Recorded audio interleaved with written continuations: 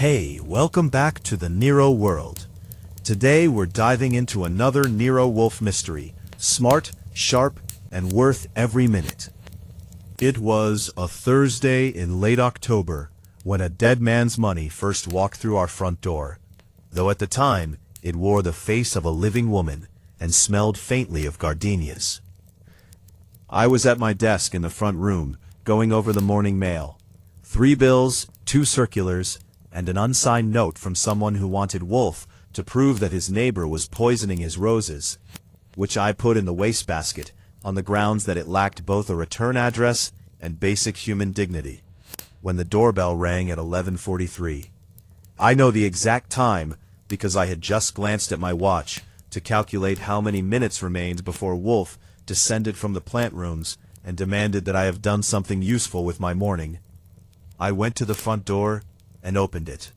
She was somewhere between 35 and 40, with dark hair cut close at the sides and a jaw that suggested she'd made a habit of winning arguments. Her coat was charcoal wool, expensively cut, and her gloves were already off, which is how I noticed her hands. They were cold.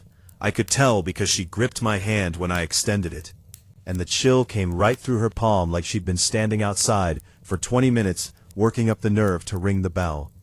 Her eyes were gray and direct, and she had the particular composure of a person who has been crying recently and has decided, with considerable effort, not to do it again. "Mr. Goodwin?" she said. "The same. You must be Mrs. Calder." She had called at 9 that morning, refusing to give details on the phone, agreeing only to come at noon. She'd said her name was Helen Calder. Yes. She stepped inside and took in the hallway with a quick survey of someone cataloging exits. "I appreciate you seeing me on short notice. Mr. Wolfe sees clients at 11 and 6. You're a few minutes early, which he'll prefer to late." I led her to the office. "Can I get you anything while you wait? Coffee? Beer?" "Nothing, thank you." I settled her in the red leather chair across from Wolfe's desk and took my own position behind mine. The office is the best room in the brownstone. Big, yellow-walled, with Wolfe's desk dominating the center like a small continent. The globe in the corner that he sometimes spins absently when thinking, and the two-way mirror behind the bookshelves that I had installed 2 years ago, and that Wolfe pretends not to know about. The orchid prints on the wall are originals. The beer bottles on the cabinet are always cold. It is the room where Nero Wolfe does his best and only work. At 12:02 exactly, I heard the elevator. Wolfe's footsteps cross the hall with their familiar deliberate weight. He carries 1/7 of a ton, as he will tell you himself, with neither apology nor embarrassment. And he entered the office, went to his chair, lowered himself into it with the care of a man placing an antique vase on a narrow shelf, and looked at Helen Calder. "Mrs. Calder," he said, "I am Nero Wolfe." "Yes," she sat forward slightly. "Mr. Wolfe, my brother was murdered 4 days ago, and the police have decided it was a suicide. I need you to prove them wrong." Wolfe's eyes went to me for exactly 1 second, then back to her. That second was enough for me to understand that he was interested. When he is not interested, his eyes don't move at all. "Your brother's name," he said. "Martin Brewster. He was 41. He was found in his office at Brewster Accounting Partners on Monday morning by his secretary. He had been shot once through the right temple. The gun was in his right hand. The door was locked from the inside. The police say it is an open and shut suicide." She stopped. "Martin was left-handed, Mr. Wolfe. Had been since birth. He could not have shot himself through the right temple with his right hand. Not with any accuracy. Not cleanly. The police are aware of this. Detective Sergeant Rourke told me, very patiently, that ambidexterity is more common than people think, and that grief sometimes makes family members look for explanations that are not there." Her jaw tightened. "I am not grieving irrationally. I am telling you a fact. Martin wrote left-handed, threw left-handed, cut his steak left-handed. He had broken his right wrist in 1987, and it never healed properly. He had limited grip strength in that hand. He could not have fired a pistol with it, cleanly enough to produce the wound they described. Wolfe pressed his fingertips together. Was a note found? No. Were there signs of financial distress? Personal crisis? Martin's firm was profitable. He had no debts of consequence.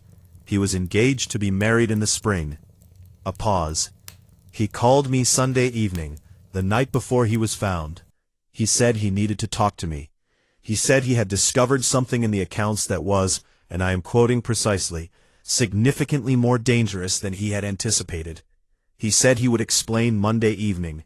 Monday morning, he was dead. The room was quiet. On West 35th Street, a truck changed gears. Wolfe looked at the ceiling for a long moment, which means he is thinking, not daydreaming. His accounting firm, Wolfe said. How large? 4 partners, Martin, Gerald Fenn, Diane Ashworth, and a junior partner named Roy Pratt. They handle about 30 clients, mostly mid-sized private companies. Their largest account is Carver Industrial, about 40% of the firm's annual revenue. And it is in the Carver Industrial accounts that your brother found whatever he found. She blinked. I didn't say that. No. But you said his firm had 30 clients, then identified Carver Industrial specifically and unprompted. The human mind offers context where it believes context is deserved. Wolfe's expression didn't change. I am correct? A beat. I believe so. But Carver was the account he'd been working on most heavily in the past month. He had been at the office until midnight several nights running. Who owns Carver Industrial? A man named Douglas Carver. He is 63. He inherited the business from his father. It manufactures industrial fasteners, bolts, rivets, that sort of thing. Unglamorous, but very profitable. Is Mr. Carver among those you suspect? Helen Calder looked at Wolfe with the expression of someone who has come prepared for a different kind of conversation and is recalibrating on the fly. I suspect everyone who had access to my brother and a reason to silence him, she said. I don't know enough to narrow it further. That is why I'm here. Wolfe nodded very slightly, which for him is the equivalent of a standing ovation. Mr. Goodwin, he said without looking at me, your notebook. I already had it open. That's what I'm there for. Mrs. Calder, Wolfe said, I will require a retainer of $10,000, the names and contact information of all 4 partners at your brother's firm, the name of his secretary, the name of his fiancée, and access to whatever personal papers of his are currently in your possession. I will also require that you tell me now, before we go further, what you have withheld. She stiffened.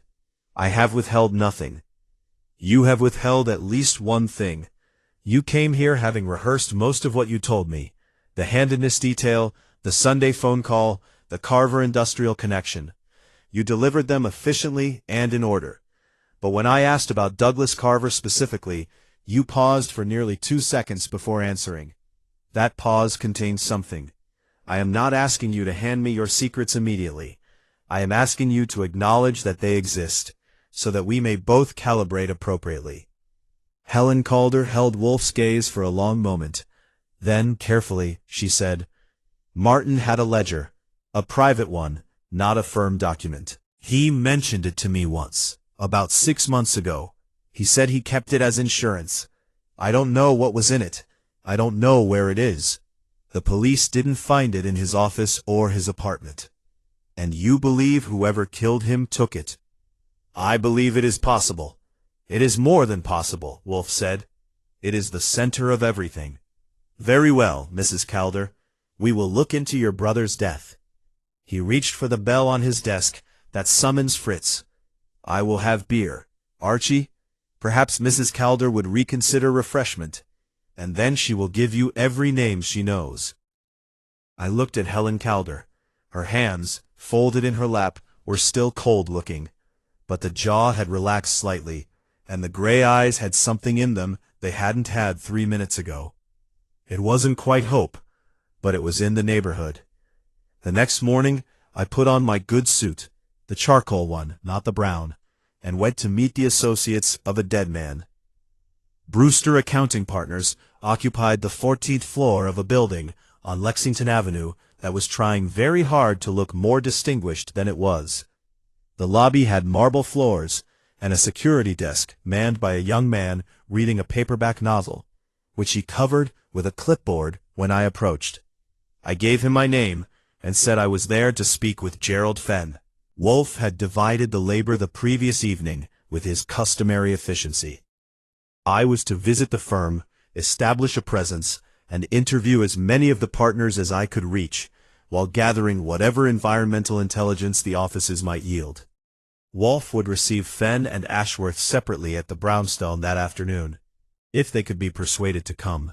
Helen Calder, whose legal standing as next of kin gave her limited but real leverage, had sent a letter requesting cooperation. Whether cooperation would be forthcoming depended on how frightened the partners were, and frightened people, in my experience, are either very forthcoming or very closed, with very little in between.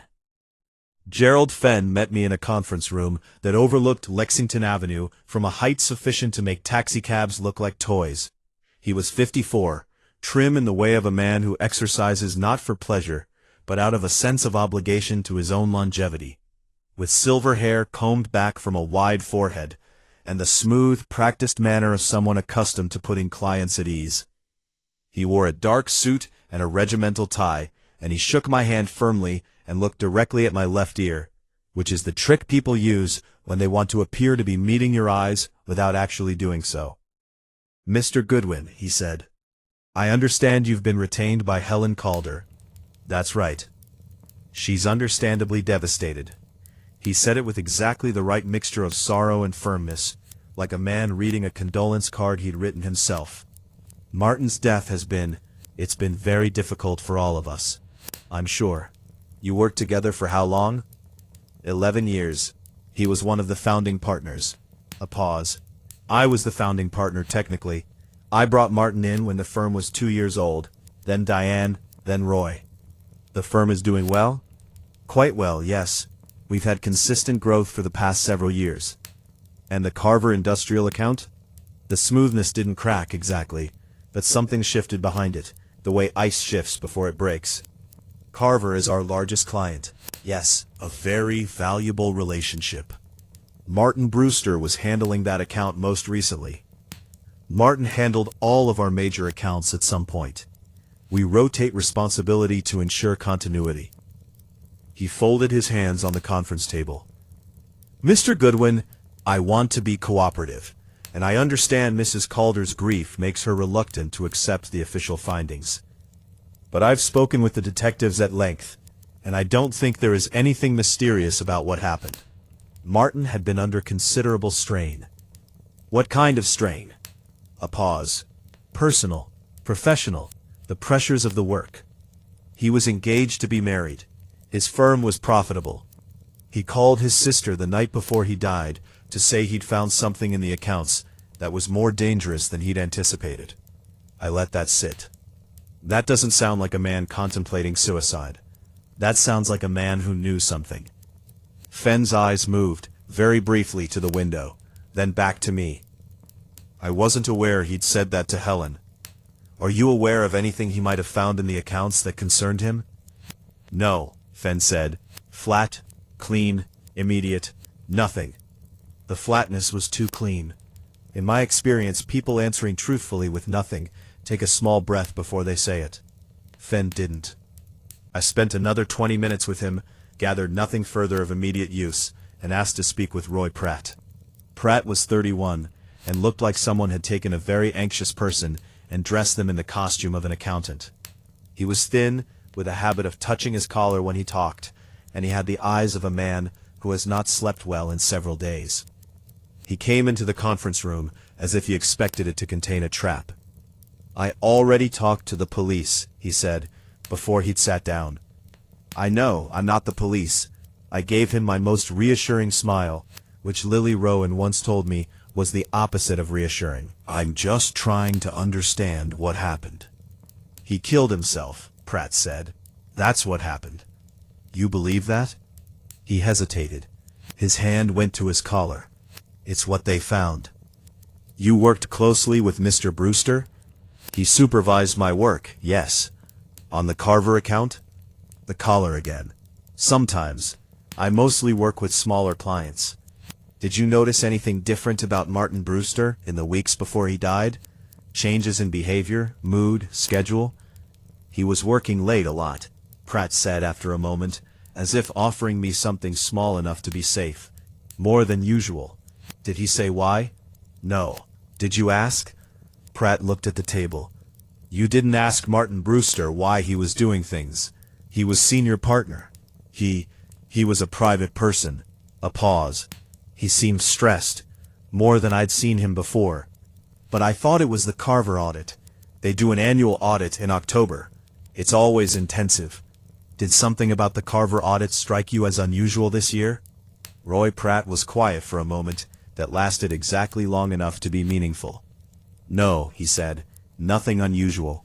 He said it the way people say things that they know will be revealed as lies eventually, but who hope to be somewhere else when the revelation occurs. Diane Ashworth was a different story. She was 47, direct and clear-eyed, with the manner of a woman who has spent 2 decades in a field that underestimates her and has made her peace with it by being better than everyone else in the room. She came in without hesitation, sat without being asked, and spoke before I could form a question. I want Martin's killer found, she said. Ask me anything. I blinked. You believe he was killed. The locked door means nothing. Those locks can be manipulated. The gun in his hand means nothing. A body can be arranged. But Martin was the most forward-facing person I have ever known. He had plans. He had a wedding to plan, for God's sake. A man like that doesn't take his own life on a Sunday night. She set her hands flat on the table. He also doesn't call his sister to say he's found something dangerous, and then conveniently remove himself before he can say what it was. You knew about the phone call? Helen told me when she came here Monday afternoon. The police didn't seem to find it significant. Her tone conveyed what she thought of that assessment. Did Martin confide in you about anything he'd found in the accounts? She paused here, and the pause was different from Fenn's or Pratt's. It had texture. Not directly. But 2 weeks ago he asked me a hypothetical question. He said, if a client were using an accounting firm as a mechanism for something the firm didn't know about, what would the firm's legal liability be? I told him it depended on the nature of what the client was doing. He thanked me and said he was just curious. She looked at me steadily. Martin never asked idle questions. Did you tell the police this? Yes. Sergeant Rourke wrote it down and moved on. I asked about the private ledger. Ashworth hadn't heard of it. But when I described it, a personal record Martin had described to his sister as insurance, something crossed her face that might have been recognition. What is it? I asked. Nothing confirmed, she said carefully. Only that about 8 months ago, I saw Martin in the office very late. He had a notebook, not a standard firm document. Black cover, smaller than a legal pad. He closed it when I came in. I assumed it was personal. I assumed a lot of things I probably shouldn't have. Martin Brewster's secretary was a woman named Clara Voss, 53, who had been with him for 9 years, and had clearly decided that grief was not an obstacle to clear thinking. She met me in the small kitchen at the end of the hall, with a cup of coffee she'd made for herself, and hadn't offered to share, which I found refreshing. He was happy, she said bluntly. People keep telling me he was stressed, and I keep telling them that stress doesn't preclude happy. He was working hard. He was also looking forward to things. He had a dinner reservation for his anniversary with Miss Holbrook on the 15th. She said it with the small precision of a woman who manages other people's lives and attaches significance to the details others miss. You don't make dinner reservations if you're planning to be dead. Miss Holbrook. That's his fiancée? Sandra Holbrook. She's devastated. I spoke to her Tuesday. Clara paused. She told me Martin had seemed preoccupied the week before he died, but that when she'd asked, he'd said it was something at work he needed to deal with quietly. He didn't want to involve her. Quietly, I said. Interesting word choice. Martin chose words carefully, Clara said. She finally offered me the coffee pot with a look that said she considered this a significant concession. I accepted. Whatever he found, he was trying to handle it himself first. That was his nature. He didn't go to the police, he didn't tell the partners, he kept it in that ledger of his, and he tried to figure out what to do. You knew about the ledger. I knew he kept one. I didn't know what was in it. She filled my cup. But I can tell you the last person who came to see him privately. The Sunday evening before he died. It wasn't scheduled. I know because I check his calendar remotely sometimes to manage incoming requests. She met my eyes. Douglas Carver came to the office at 8 o'clock Sunday night. The building's electronic key log will show it, if anyone bothers to look. She said it with the tone of a woman who had been waiting for someone to bother looking. I put down the coffee and reached for my notebook. I was back at the brownstone by 4 o'clock, and I laid it out for Wolfe while he worked through a late lunch of sweetbreads and cream sauce that Fritz had been developing for 3 weeks, and which smelled extraordinary. I had eaten a sandwich from a cart on Lexington Avenue, which is the kind of culinary injustice I have come to accept as part of the job. Wolfe listened without interrupting, which is his highest form of attention. When I finished, he set down his fork with the care of a man concluding a ceremony. The building's electronic key log, he said. Clara Voss flagged it. I called the building manager from the lobby. He confirmed that Douglas Carver's fob, registered to Carver Industrial, which has a small suite on the 8th floor, accessed the 14th floor at 8:07 Sunday evening. He left at 9:19. Martin Brewster was found dead Monday morning, at approximately 7:40, by Clara Voss herself, who arrived early to prepare files for a 9 o'clock meeting. The medical examiner's estimated time of death, between 10 p.m. Sunday and 2 a.m. Monday. I had the report, obtained through Inspector Kramer's office by a method I prefer not to specify. Single gunshot wound, right temple, contact wound. The gun was held directly against the skin. The door was locked. The windows on the 14th floor don't open more than 6 inches, and the only key in the lock was on the inside. The only key found in the lock, Wolfe corrected mildly. Right, which is the operative distinction. I poured myself a beer from the cabinet. So here's the locked room problem. Carver leaves at 9:19. Martin is found dead at 7:40 Monday morning, with the door locked from the inside. If Carver killed him, how did he lock the door on his way out? A question for later. Tell me about Douglas Carver. 63 years old. Inherited Carver Industrial from his father 22 years ago. Grew it from a regional operation to a national supplier. Revenue last year was approximately $240 million.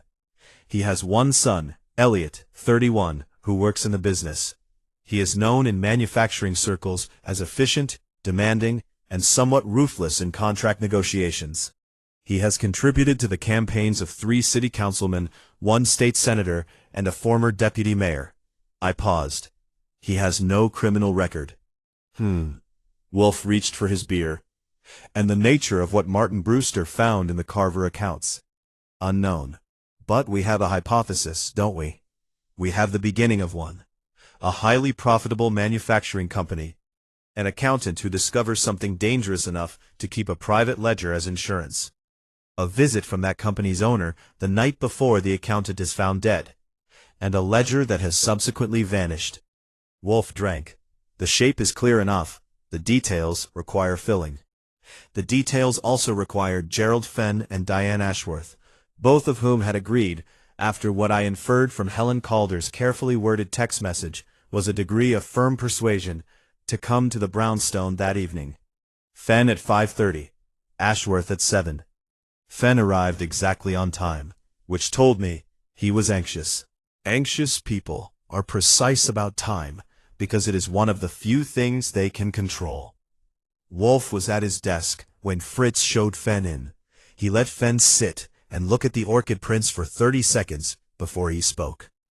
Mr. Fenn, you knew Martin Brewster for over a decade. Yes. Fenn had recovered the smooth manner from the morning, as I told Mr. Goodwin. You told Mr. Goodwin that you were unaware of anything in your accounts that concerned Brewster. I would like to revisit that statement. I told him the truth. Perhaps, or perhaps you told him something accurate in its narrow terms, but incomplete in its broader implication. Wolfe pressed his fingertips together. Douglas Carver visited Martin Brewster's office at 8 o'clock Sunday evening. Carver's key fob accessed the 14th floor. Did you know that? Fenn's composure held, but just barely. No. Were you aware that Carver had any personal connection to Brewster beyond the standard client relationship? No, not that I was aware of. Tell me about the Carver industrial account, not the broad outline. Mr. Goodwin has that. Tell me what you know of its internal structure. How does Carver report revenue? What are the components? This was Wolfe's technique, not accusation, not confrontation, but the precise and patient excavation of a man's knowledge to find the point at which knowledge becomes evasion. Fenn answered questions about revenue streams and audit procedures and quarterly reconciliations, and for most of it, he was fluent and accurate. But at one point, when Wolfe asked about a specific category of intercompany transfers, Fenn paused. I'm not the primary on that account, Fenn said. Martin handled the day-to-day details. But as managing partner, you review the annual filings. I review summaries. And did any summary of the Carver account in the past 2 years cause you to ask questions? The pause was longer this time. I counted 3 seconds. There were some categories that seemed to require clarification from Martin. I asked about them, and he provided satisfactory explanations. He said he had resolved them. Resolved them? Wolfe said, a curious formulation. What had required resolution? Fenn straightened in the chair. Mr. Wolfe, I am not comfortable speculating about a client's accounts outside of a formal legal context.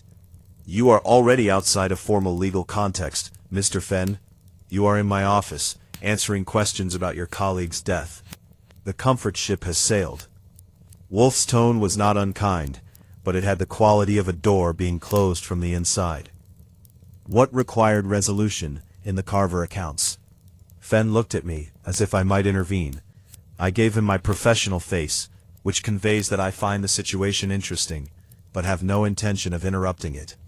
Certain payments, Fenn said at last, quietly, categorized as consulting fees, substantial in aggregate. Martin told me they were legitimate, that Carver used outside consultants for various operational purposes, and that the documentation was in order. You believed him? I trusted him, yes. But you wondered? A silence. I wondered, Fenn finally admitted, but I told myself that Martin was thorough, that if he said it was in order, it was in order. And when your colleague was found dead, Wolfe said, did you connect his death to those consulting fees? Gerald Fenn looked at Nero Wolfe for a long moment. Then he looked at his hands. I was afraid to, and that, at least, had the sound of truth. Diane Ashworth arrived at 7, and confirmed what I already suspected. She had known for some time that something was wrong with the Carver account. She had seen the same intercompany transfer anomalies Fenn had mentioned. Unlike Fenn, she had pushed Martin harder for answers. He told me, she said, sitting in the red chair with her hands in her lap, that he was handling it, that he had a plan. He asked me to give him 2 more weeks. She met Wolfe's eyes. That was 3 weeks ago. He did not describe the plan.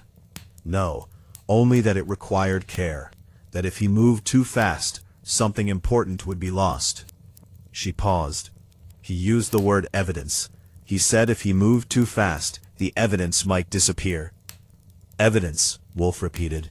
Not documentation. Not proof. Evidence. Yes, I thought the distinction was deliberate. Wolfe nodded. I wrote it down. After Ashworth left, Wolfe sat for a while with his eyes closed, which is either thinking or sleeping, and I have learned not to interrupt either. When he opened his eyes, he looked at me with the expression he gets when something has arranged itself in his mind. The locked room, he said. Go ahead, I said.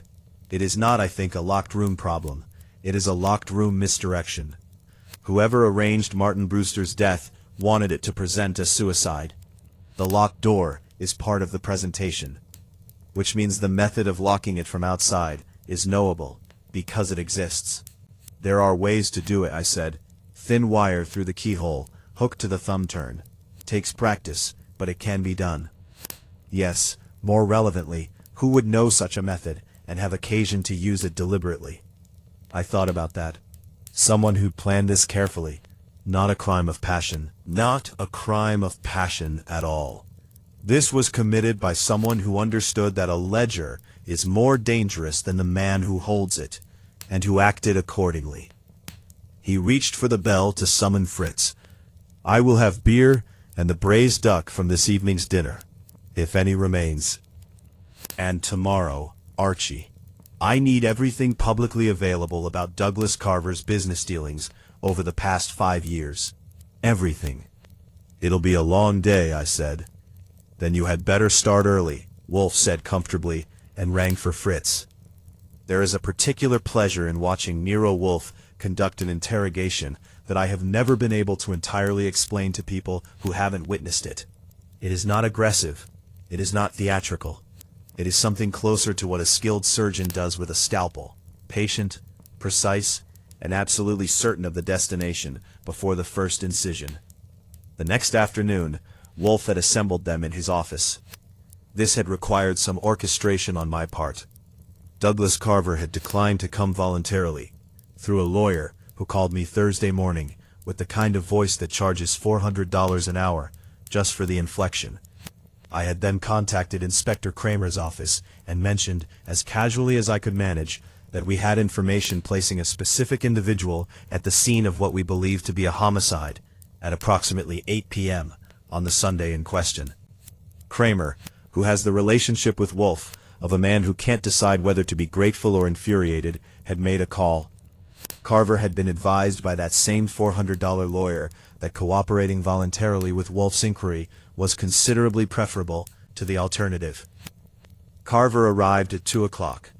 He was a big man in the way that Wolfe is big, not physically imposing through height or muscle, but through density, through the sense that there was simply more of him than the room required. He was tanned for October, with a face that had been handsome 20 years ago, and had since settled into something more like authority. He wore a navy suit, and he sat in the red chair as if it were a throne he was visiting briefly. Mr. Wolfe, he said, I want you to know that I am here as a courtesy. And I want you to know, Wolfe replied pleasantly, that I appreciate the courtesy and intend to take considerable advantage of it. You visited Martin Brewster's office on the Sunday evening before his death. I did. No hesitation there. Good. It meant he knew about the key log and had prepared for it. At what time did you arrive? Sometime after 8. I don't recall exactly. The building's electronic records are exact. 8:07. You departed at 9:19. That is 72 minutes. Carver smiled slightly. Then the records can do the recalling for me. Indeed. What was the purpose of your visit? Martin had asked to see me. He called Sunday afternoon and said he needed to discuss something about the annual audit. I was in the city, so I went. He called you? Yes.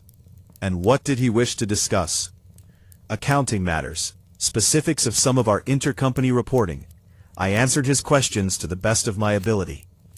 Were the questions routine? He seemed to find them so.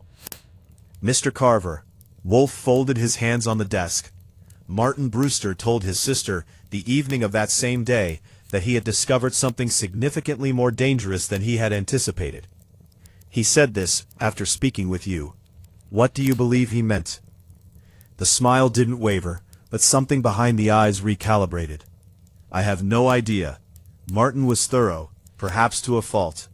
I imagine he sometimes built small concerns into large ones. The consulting fees, Wolfe said, in the range of $3 million annually, spread across 16 separate entities.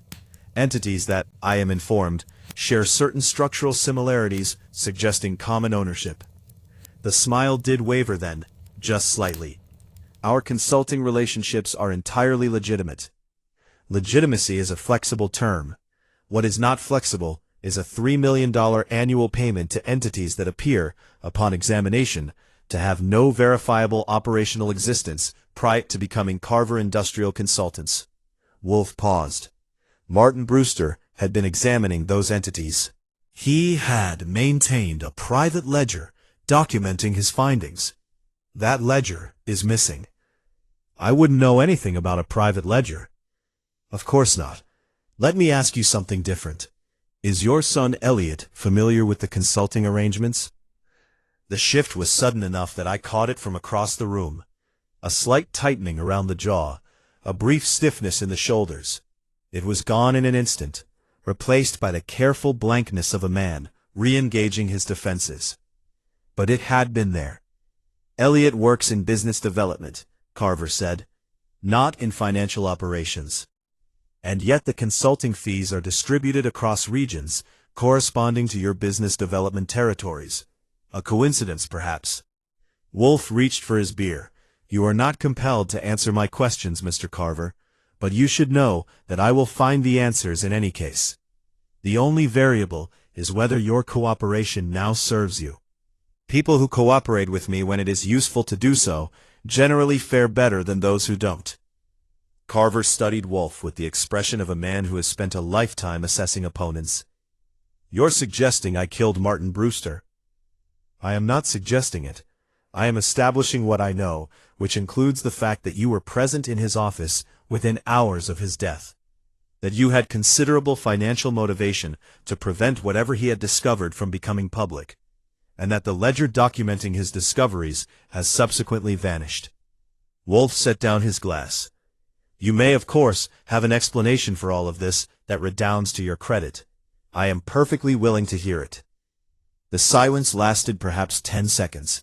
In my experience, 10 seconds of silence in an interrogation room is a very long time. I had nothing to do with Martin's death, Carver said at last. His voice had lost some of its authority. Not much, but enough to notice. We had a meeting. We discussed the audit. He had questions. I answered them. We parted on professional terms. What was his demeanor when you left? A pause. Quiet. Frightened? Not that I observed. Did he show you a ledger during your meeting? The pause before the answer was a fraction of a second longer than it should have been. No. Wolfe looked at him for a long moment. Then he looked at me. I read it correctly, as I usually do. Mr. Carver, I said, where were you between 9:30 Sunday evening and 2 Monday morning? At home, in bed. Alone? A beat. My wife was in Connecticut visiting our daughter. I was alone. No alibi. I wrote it down. After Carver left, Wolfe sent me out to bring in Gerald Fenn, who had been waiting in the small sitting room off the hallway for 40 minutes, with only a magazine and Fritz's coffee for company. Fenn came in looking like a man who has been rehearsing, and is no longer sure his rehearsal was sufficient. Wolfe didn't waste time with him. Mr. Fenn, I believe you have known for some time that the Carver Industrial Consulting fees represented financial impropriety. I believe Martin Brewster came to you with his concerns, and you told him to handle it quietly. And I believe you are now deeply frightened that whatever Martin found and documented will expose your firm to significant legal liability. He paused. I am correct on all 3 counts. Fenn opened his mouth, closed it, and opened it again. I didn't know anyone was going to get hurt, he said. It came out quietly, like something deflating. No one plans for that. What did Martin tell you? He came to me 3 weeks ago. He said he believed the consulting fees were a mechanism for concealing payments to government officials. Bribery. That Carver had been paying off regulatory contacts to secure manufacturing contracts with state agencies. Martin had documented it in detail. Fenn's voice was level, but his hands on the arms of the chair were not. He said he intended to go to the authorities, but that he needed time to secure the documentation properly. He asked me for 2 weeks. And you agreed. I told him to take the time he needed. Fenn looked up. I thought we were managing a legal problem. I couldn't have imagined, that someone would kill him before the 2 weeks elapsed. Wolfe's voice was not unkind, but it was firm. Did you tell anyone that Martin had this documentation? The silence that followed was the most important silence of the afternoon. It stretched for a full 5 seconds. Douglas Carver called me, Fenn said at last. The week before Martin died. He asked if there were any concerns about the audit. He was smooth about it, casual. I told him everything was being handled. He stopped. I didn't think I was telling him anything he didn't already know. But you may have told him something he didn't know, specifically the timeline. 2 weeks, Martin's documentation, his intention to go to the authorities. Wolfe pressed his fingers together. You gave Douglas Carver the deadline by which Martin Brewster needed to be silenced. Gerald Fenn sat very still in the red chair. Outside on 35th Street, a car alarm went off, and then stopped. The afternoon light was going amber. I didn't know, Fenn said. And then, after a moment, God help me, I didn't know. I believed him. The tragedy of Gerald Fenn was not that he was evil. It was that he had been careless with a good man's life. Friday I earned my salary, such as it was. Wolfe had given me 3 tasks.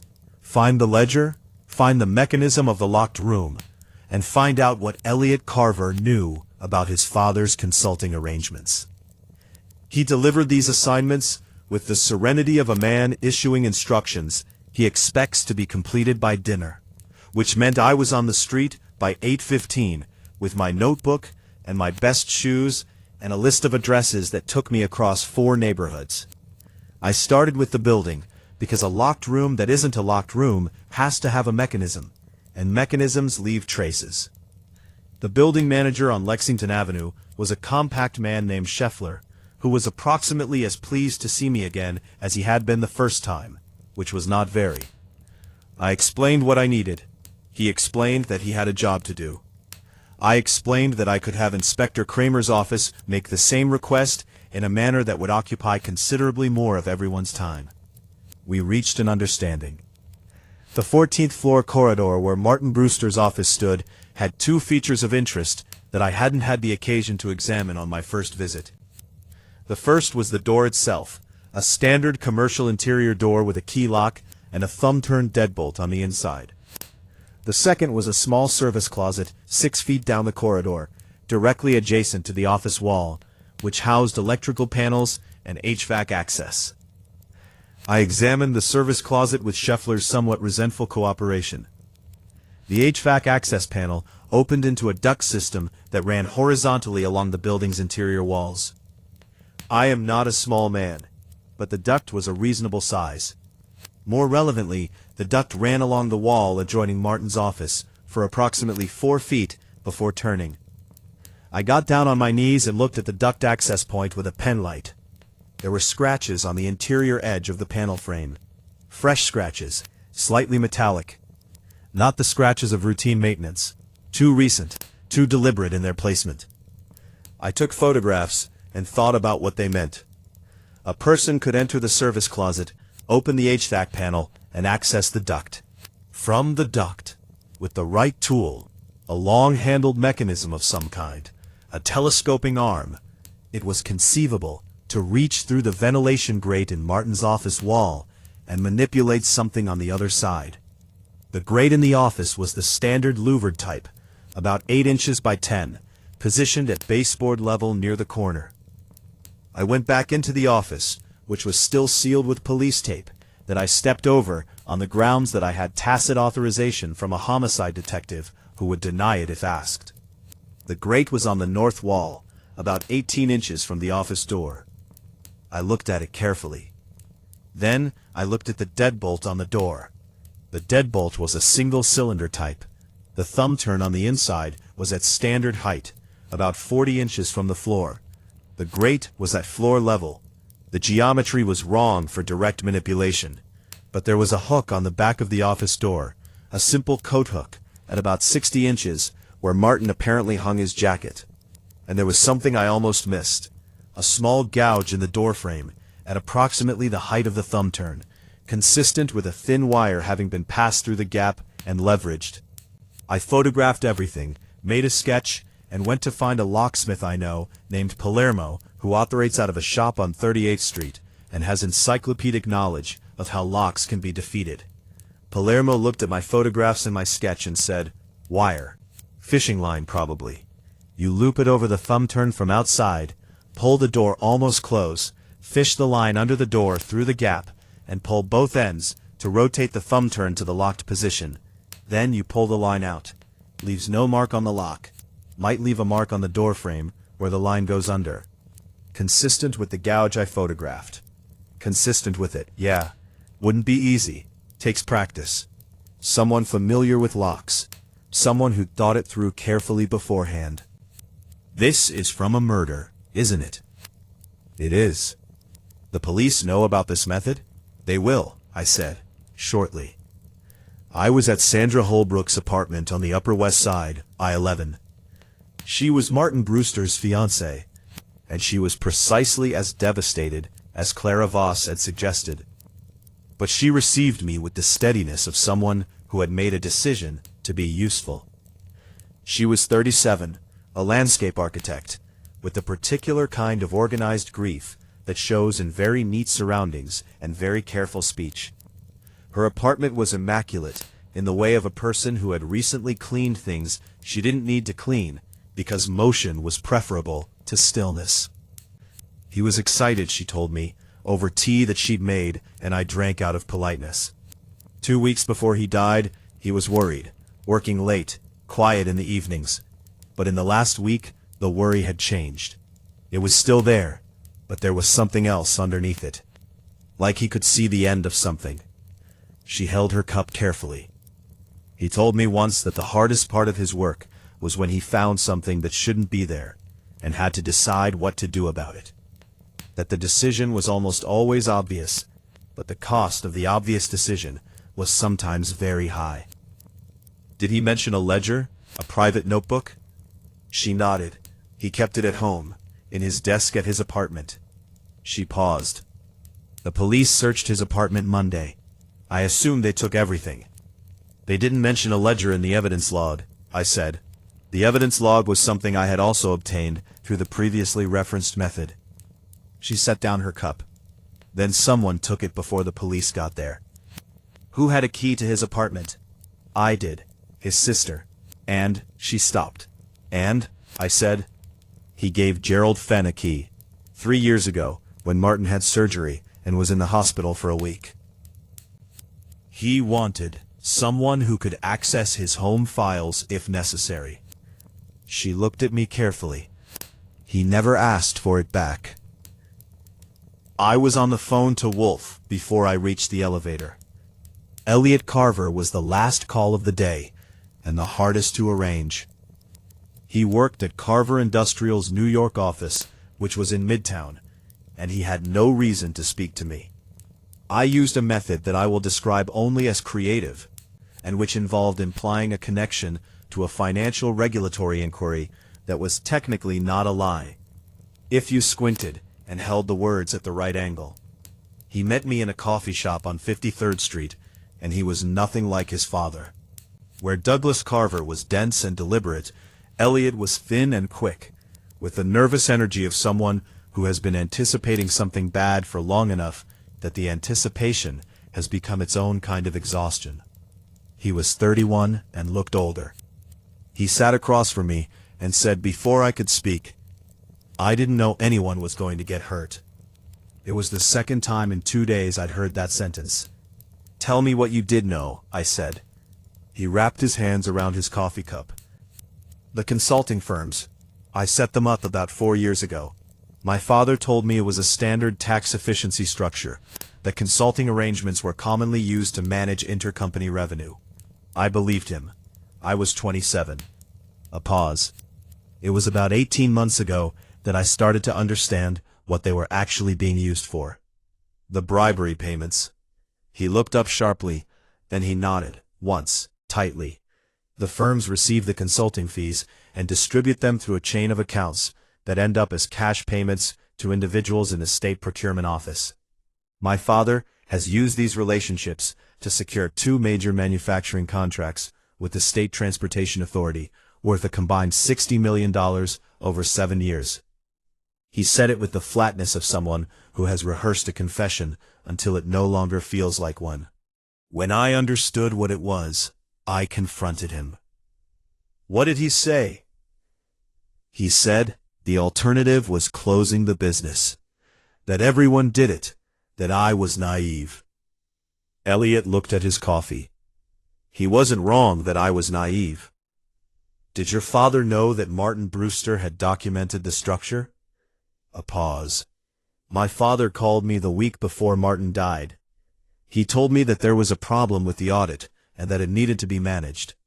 He asked if I had any way of discouraging the concern. I told him I didn't know what he meant. He said I was still naive.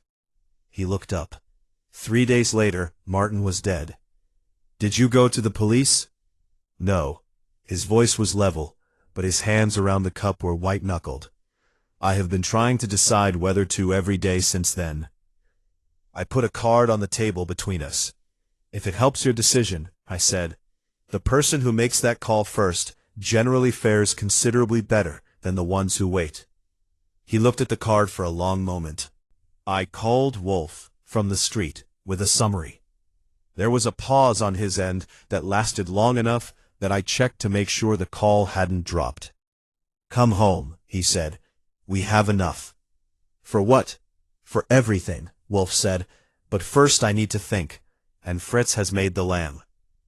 Wolfe didn't speak through dinner, which is not unusual. What was unusual was that he also didn't comment on the lamb, which Fritz noticed, and which produced in our chef the special anxiety he reserves for signs that Wolfe's mental faculties are fully occupied. Fritz considers undiscussed food a kind of waste. After dinner, Wolfe went to the office and sat for 2 hours. I checked at 9, and he was reading. At 10, he was looking at the ceiling. At 11, he rang for beer, and I brought it. And when I set it down, he said without looking away from the ceiling, "Sit down." I sat. The ledger, he said, at Martin's apartment, taken before the police arrived Monday morning. Fenn had a key. Yes, Wolfe drank. But Fenn did not commit this murder. He is a man who knew something dangerous, and managed his fear by not looking at it directly. He would not have had the nerve to enter a dead man's apartment and remove evidence, nor to arrange a locked room. Agreed. Douglas Carver had no key to Martin's apartment. Not that we know of. No. If Carver had obtained a key, it would have required either theft or deception, both of which leave traces, and a man of Carver's habits does not enter apartments himself. He employs people for problems of that nature. I had been thinking along these lines, but I let Wolfe continue. Elliot Carver, Wolfe said. He set up the consulting firms. He is familiar with their operational details. His father called him the week before Martin's death to discuss the problem. He told you he confronted his father 18 months ago about the nature of the arrangements. Consider his position. He is implicated in the structure. He created it, however innocently. If the matter becomes public, he faces criminal exposure alongside his father. He has every motivation to see it suppressed. You think Elliot took the ledger? I think it is possible. The consulting firm structure was his creation. He would know exactly how damaging a thorough documentary record of it could be.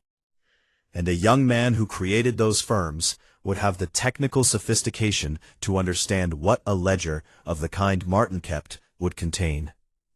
He turned his gaze from the ceiling to me. What did you make of him? I considered. Frightened. Genuine remorse about the overall situation. But something rehearsed about the way he presented it. Like he'd decided exactly how much to tell me, and held to the line very carefully. Yes, Wolfe drank again. And yet he gave you information about his father's direct statement, a problem that needed to be managed, which is extremely damaging. A man protecting only himself would not have offered that. Unless he's protecting himself from the murder charge by giving up his father for the bribery. Wolfe looked at me with the expression he uses when I've said something he considers adequately intelligent. Precisely. The question is whether he went further. Whether he is his father's instrument in Martin's death, or merely his father's instrument in the financial fraud. Or neither, or both. The locked room bothers me, Wolfe said. It came out as something between an admission and a complaint. The wire method works. Palermo confirmed it. Yes, but consider the timeline. Carver leaves the building at 9:19. Martin is alive. The medical examiner's window puts death at 10 at the earliest. If Carver committed the murder himself, he killed Martin before 9:19 and manipulated the lock from outside. But you said Martin's manner when Carver left was, in Carver's own description, thoughtful and quiet. Not the demeanor of a man about to be shot. Carver lied. Carver lied about many things, but sometimes liars tell the truth in the details because the details seem safe. Wolfe set down his glass. Suppose Martin was alive when Carver left. Suppose Carver did not commit the murder himself. Suppose instead he called someone, arranged for someone, to visit Martin after he left. Someone Martin would admit to his locked office, late on a Sunday evening. Someone Martin trusted, I said. Or someone with a key, Wolfe said. Martin's office key. Who had one? All the partners, and Clara Voss. Not Douglas Carver. Not directly. But if Carver communicated the problem to Elliot, and Elliot knew who had keys, I saw it. Elliot's been in that office dozens of times. He would know the partners, know which ones had keys. Or Carver could have obtained a key copy through other means. A man with Carver's resources and the appropriate motivation has ways of acquiring such things. Wolfe picked up his book from the side table, which is his signal that the analytical phase of the evening is concluding. But there is something else. Something that has been bothering me since Mrs. Calder's first visit. The left hand, I said. He looked at me. You've been thinking about it too. It's the whole case. If you're staging a suicide and you want it to look clean, you use the dominant hand. Every doctor knows, every detective knows, you shoot with your dominant hand. The fact that the gun was in Martin's right hand was the first thing Helen Calder flagged. I paused. So either the killer didn't know Martin was left-handed, or the killer did know and didn't care, or the killer knew and was in a hurry. Knew that a right-hand staging would eventually be questioned, but had to act immediately because the deadline, Martin's 2 weeks, was nearly elapsed. Carver knew Martin. Fenn knew Martin. Ashworth knew Martin. Clara Voss knew Martin. Yes, Wolfe opened his book. And Elliot Carver. Did you observe which hand he used to pick up his coffee cup? I thought back. The coffee shop, the table, the white-knuckled hands around the cup. Left, I said. Wolfe nodded and began to read. The pattern he had been building all day arranged itself in my mind, like a photograph developing in a dark room. I sat with it for a few minutes, turning it over, looking for the weaknesses. There was one weakness, and it was significant. We had motivation, opportunity, and behavioral evidence. What we didn't have was the ledger, and without the ledger, the financial structure remained Carver's word against a dead man's. We had Elliot's testimony about his father's statement, which a good lawyer would characterize as the self-serving account of a frightened young man. We had Fenn's admission about the consulting fees, which proved misconduct, but not murder. We needed the ledger. I said so to Wolfe. He turned a page. I know where it is, he said. I stared at him. You do? I have a strong hypothesis. We will test it tomorrow. He turned another page. Go to bed, Archie. Tomorrow will be a full day. I went to bed.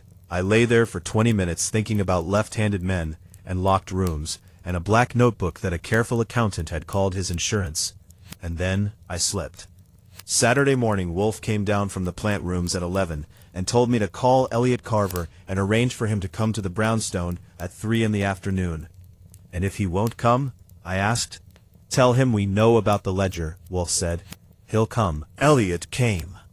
He arrived 7 minutes early, which told me everything Wolfe had predicted about his psychological state.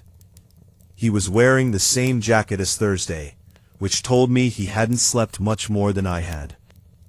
He sat in the red chair and looked at Wolfe with the expression of a man who has spent 36 hours rehearsing something and is no longer certain of his lines. Wolfe looked at him for a moment and said pleasantly, "Mr. Carver, where is the ledger?" Elliot Carver's face did 4 things in approximately 2 seconds. I catalogued them: surprise, calculation, resignation, and then a careful blankness that arrived too late. "I don't know what you're talking about," he said. "Yes, you do." Wolfe was entirely undisturbed. "Let me tell you what I know. You created the consulting firm structure. When Martin Brewster began examining those firms in detail, your father contacted you. You understood that a detailed documentary ledger in Martin's possession represented not merely legal risk, but potentially criminal exposure for both yourself and your father. You had been to Martin's office on multiple occasions over the years and had sufficient familiarity with the building to know about the service corridor and the HVAC access. You had seen the internal layout of Martin's office. You are methodical. The construction of 16 consulting entities across multiple jurisdictions requires both technical sophistication and patience. And you are left-handed." Elliot was very still. "A right-handed person staging a suicide," Wolfe continued, "puts the gun in the right hand without thinking about it. It is the natural hand, the obvious choice. A left-handed person, thinking carefully about what a right-handed person would do, might make the same choice consciously, but might equally, in the stress of the moment, reach for the wrong logic. Your father is right-handed. If your father had arranged this, or done it himself, the gun would have gone in the right hand naturally. But the left-handed detail bothers me, because it is either an error or a tell. A left-handed person staging a suicide thinks, 'Use the dominant hand,' and puts the gun in the right hand as a performance of what dominant looks like, not knowing, or momentarily forgetting, that Martin's dominant hand was not the right." Elliot said nothing, but the blankness had cracked at the edges, and beneath it was something that looked, in the late afternoon light coming through the office window, very much like relief. The relief of a man who has been carrying something too heavy for too long, and can see the moment of setting it down approaching. "You went to the office," Wolfe said. "Your father called you after his meeting with Martin, and told you it had gone badly, that Martin had confirmed the details of what he knew, and intended to proceed. Your father told you it needed to be handled. Perhaps he was explicit, perhaps he was not. But you went." He paused. "You had a copy of the office key, not given to you by Martin, obtained. The same way you arranged the lock from outside. You are, as I said, methodical." "Why would I tell you about my father's call to me," Elliot said, "if I was involved in what happened?"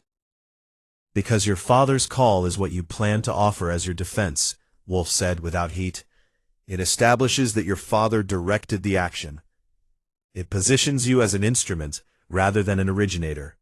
The fact that you volunteered it to Archie suggests you had already decided, by the time you spoke with him, to offer your father as the primary responsible party. Whether that is accurate is a matter for the law." He looked at Elliot steadily. "But the ledger, where is it?" The silence lasted perhaps 20 seconds. Elliot looked at his hands, then at the window, then at the middle distance where people look when they are deciding something they have already actually decided. "My apartment," he said, "in a box in my closet. I was going to—" He stopped. "I didn't know what I was going to do with it. I hadn't planned to speak, but the words came out anyway. He called you his client. He'd been to your office, your business functions. You're roughly the same age." Elliot looked at me. "Yes." "And you still—" "I panicked," he said. It was very quiet.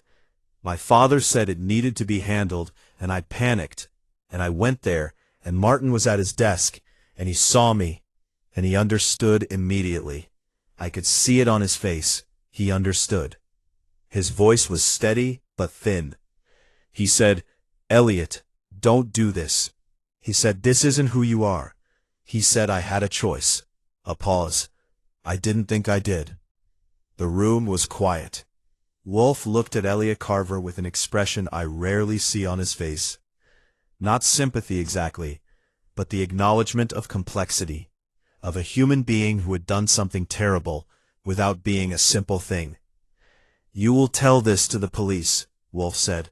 "Everything, the consulting firms, your father's call, what happened Sunday night. You will produce the ledger. You will do this voluntarily and today, with your attorney present, and you will tell them precisely and completely. And if I don't, then I will have the same conversation with Inspector Kramer that I will have in any case after you leave.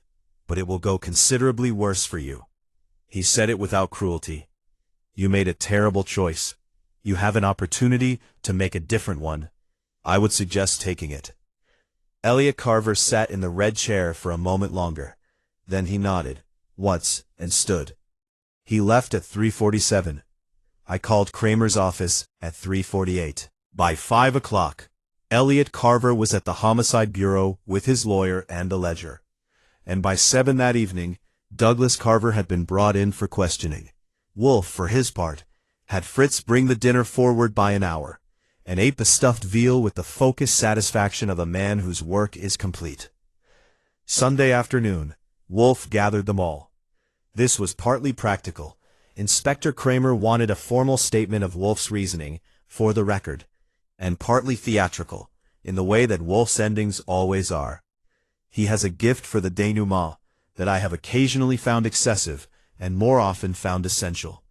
People who have been lied to deserve to have the truth stated clearly, in their presence, without softening. Helen Calder sat in the red chair. Gerald Fenn and Diane Ashworth took the two chairs I had positioned to the left. Roy Pratt sat in the straight chair near the door, the one we keep for people we don't entirely trust. Inspector Kramer stood near the bookcase, arms folded, with the expression of a man attending a lecture he considers unnecessary, but cannot ignore.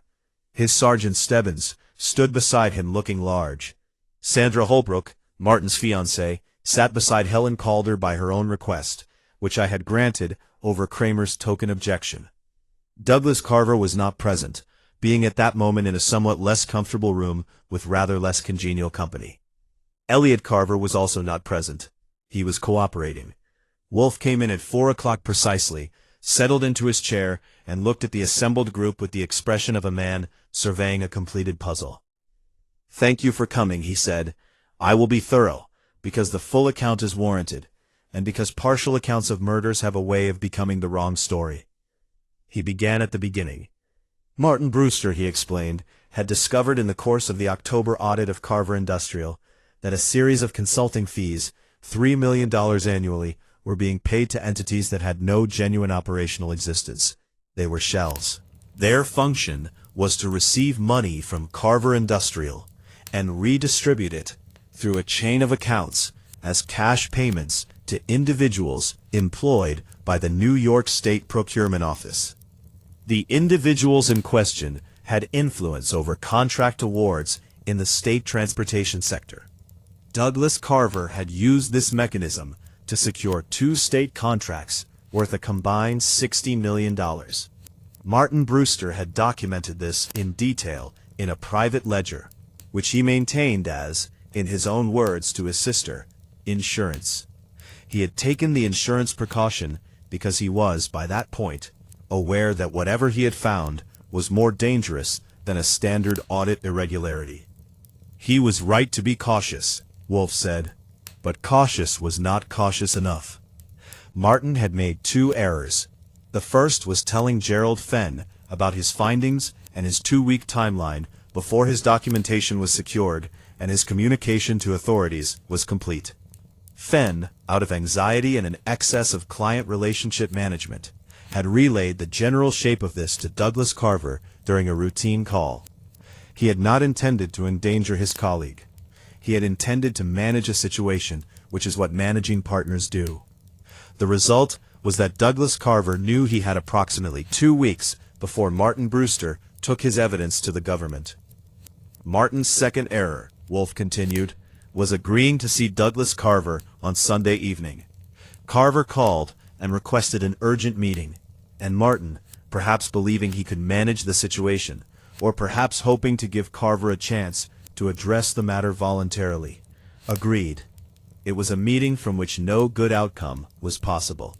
Carver had arrived, they had spoken, and Carver had understood clearly that Martin was not going to be dissuaded. He had left the building at 9:19, as the key log confirmed. From outside the building, he had called his son. Elliot Carver was, by his own account, in his apartment when the call came. His father had been characteristically indirect, but unambiguous. There was a problem that needed to be handled that evening. Elliot had the technical means to handle it. He had created the consulting structure. He understood better than anyone what the ledger contained and what it would mean if it reached the authorities. "I will not speculate on the precise nature of the conversation," Wolfe said. "Its content is a matter for the courts. What is established is that Elliot Carver went to the Brewster Accounting Partners building that evening, accessed the 14th floor using a copy of an office key he had obtained without authorization, and entered Martin Brewster's office. Martin, still at his desk when Elliot arrived, had recognized immediately what the visit meant. He had spoken to Elliot, had, by Elliot's own account, urged him to stop. Elliot had not stopped. He had shot Martin Brewster once through the right temple, using a gun that has since been recovered from the East River, placed the gun in Martin's right hand, and arranged the scene to suggest suicide. He had then locked the office door from the corridor, using a length of monofilament fishing line passed under the door, and looped over the thumb turn, a method requiring practice and preparation, indicating premeditation. He had gone to Martin's apartment, used a key his father had arranged to have copied, and taken the ledger. The left-handed staging, Wolfe said. This was the error that most clearly revealed the nature of the crime. A gun placed in the right hand of a left-handed man does not suggest suicide. It suggests a murderer who knew which hand was dominant and inverted it incorrectly, staging what he believed a suicide should look like, rather than what it would naturally be. Elliot Carver is left-handed. He staged the scene from the perspective of a left-handed person, calculating what a right-handed suicide looks like. He got the logic backwards. Helen Calder, who had been sitting very still throughout, made a small sound.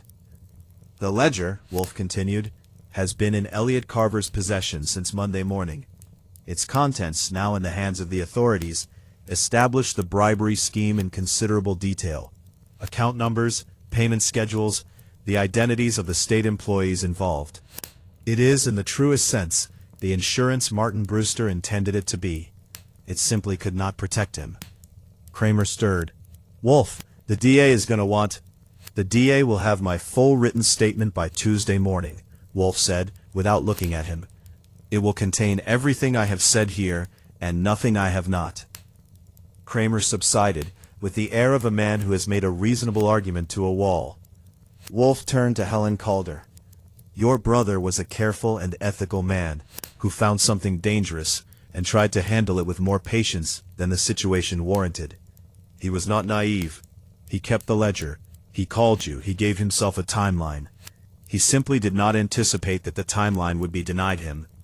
The police were wrong to call his death a suicide, and that error has been corrected." Helen Calder looked at Wolfe for a moment. Then she said quietly, "Thank you." It is the thing Wolfe works for, not the thanks exactly, but the moment of it, the moment when the shape of a thing becomes clear, and the wrong name is replaced by the right one. He does not show this in any way that would be visible to a stranger. But I have worked with Nero Wolfe for a considerable number of years, and I know that in that moment, as Helen Calder said thank you, something in him rested. "Goodwin will see you all out," he said, and reached for his beer. "I saw them out. Fenn and Ashworth left together, and I had the sense that the conversation they were about to have was going to be a long one, and not entirely comfortable. Roy Pratt left quickly, which is what he'd been wanting to do since he arrived. Kramer told me to tell Wolfe he was a considerable pain in the neck, which I agreed to relay, and did not. Sandra Holbrook paused at the door. He would have liked him, she said. Martin. He respected people who were thorough. I considered that. He would have found him maddening, I said. She almost smiled. Yes, he would have loved that part. I closed the door and went back to the office. Wolfe was on his second beer and had the Orchid journals open on the desk, which means he has fully returned to himself and considers the case closed. Elliot Carver, I said. He will cooperate fully and testify against his father. His culpability for the murder is clear and will be handled by the courts. His culpability for the financial structure is a matter of degree that his cooperation may mitigate. He told Martin he didn't think he had a choice. He was wrong, Wolfe said. People almost always have a choice. They simply do not always recognize it as one. He turned a page of the Orchid Journal. What we lack, Archie, is the ability to make people see their choices clearly before they make the wrong one. What we have is the ability to make the wrong choice visible afterward. It is insufficient, but it is something. It was quiet on West 35th Street. The October afternoon light was going flat and gray, and from somewhere upstairs I could hear Fritz beginning the preparations for dinner. Wolfe read his Orchid Journal. I sat at my desk and looked at my notes from the past week. The cold-handed woman in the doorway, the locked room on the 14th floor, the black ledger that had cost a good man his life. I thought about Martin Brewster at his desk on a Sunday night, looking up at someone he knew and understanding immediately what that person's presence meant, and still trying, still saying, "You have a choice." Some people walk into the brownstone with their hands cold and their eyes clear, and they ask us to find a name for something that has no name yet. We find it. We put the right name on it. We send them home with the weight of knowing, which is different from the weight of not knowing, but is its own weight. Wolfe turned another page. Outside, a cab went by, and then another, and the city went on doing what it always does. I picked up my pen and started on my report.